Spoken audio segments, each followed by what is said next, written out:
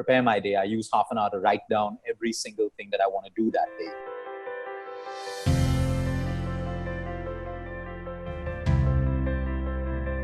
So I think it comes down to balance. We should never forget that we are products of nature, and nature works in balance. Nature doesn't work in extremes.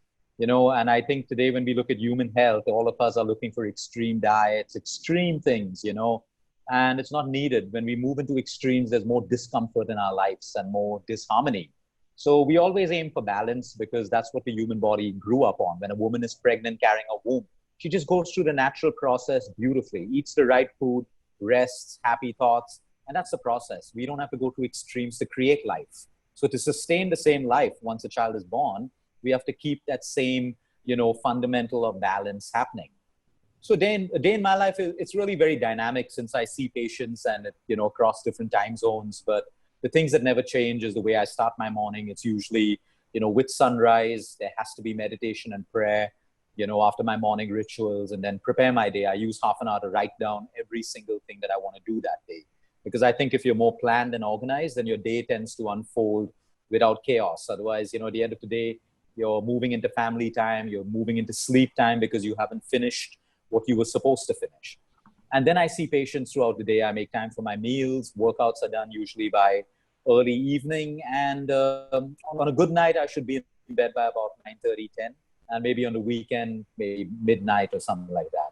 Every day, it's dynamic, it changes. But the basics which are required for health is something that I try to get into my day, which are my meal timings, my workout, my meditation, and my sleep. These are non-negotiables.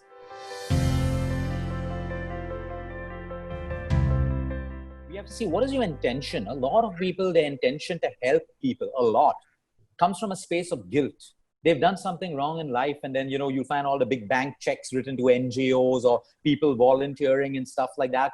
And it's not a bad thing. It's not a bad thing. You think your way or your penance to come out of that is giving back. So one is intention. Some people do it for show. They want to show the whole world what they're doing and stuff like that. Irrespective of the choice, you have to put yourself first. Now that's not being selfish. A lot of people do it in a selfish way. Like I always tell people, if you can't fill your cup, you can't fill other people's cups. You have to learn how to fill your cup first. So if you're going out there to volunteer with low immunity, it's stupidity. No, you're not going to get a prize for being noble. Look after yourself first. If you're weak with an immunity and you have a cold and you go out and you give it to someone else with low immunity. So sometimes we have to realize, like everyone feels with the whole COVID, everyone wants to do their part. But there are many, many, many, many ways of doing it. Like right now, I won't see patients face to face. I don't need to because I don't need a physical examination. Now, why don't I want to do it? Because I can't afford to fall sick, and I can't, be sick and miss out hospital rounds with my cancer patients. So a lot of people will think, oh, he doesn't want to see me face to face, and that's selfish. But for me, it is what I'm supposed to do because I have cancer patients and I can't go in with a condition.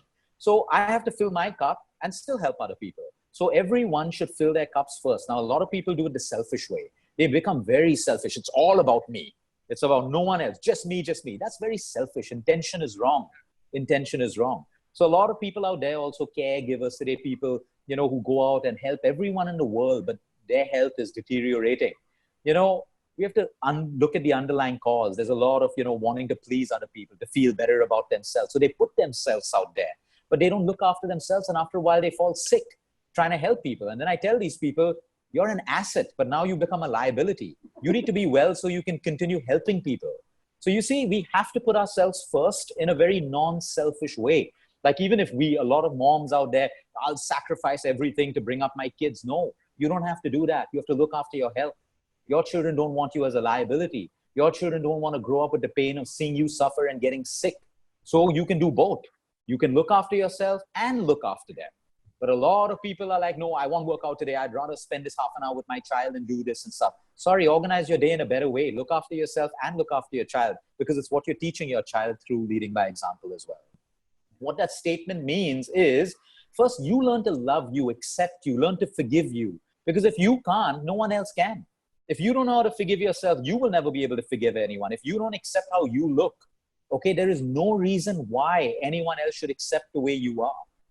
So it starts, that is what self-love is. Not about, oh, I'm the best, I'm the prettiest, I'm this, that, and people become selfish and self-centered and, all of that stuff. That's the wrong definition of self-love.